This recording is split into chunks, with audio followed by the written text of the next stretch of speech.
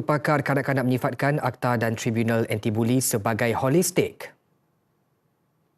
Approach akta ini sangat berbeza daripada kanun keseksaan misalnya. Ya, sebab kalau kanun keseksaan dia lebih kepada dia buat salah, kita ada hukuman penjara, denda dan sebagainya.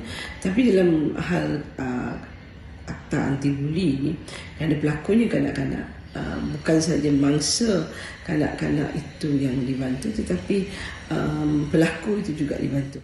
Jadi kita perlu ambil perhatian bahawa kanak-kanak. Sementara itu, rata-rata orang ramai turut menyambut baik pengenalan akta berkenaan. Mereka turut bersetuju ibu bapa boleh dikenakan hukuman jika anak didapati bersalah membuli.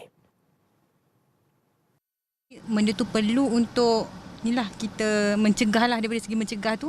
Walaupun daripada satu sudut mungkin anak tu dia ada influence luar ke apa, tapi peranan ibu bapa tu memang penting dalam mencegah jugalah. Untuk mak bapak memang ada kesedaran lah kan.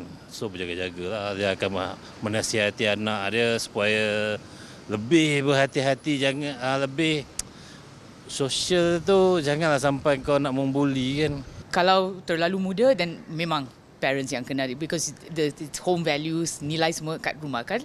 Tapi kalau macam remaja macam tu, dan macam manalah. So I think dua-dua kena ambil tindakan sikit. Of course tak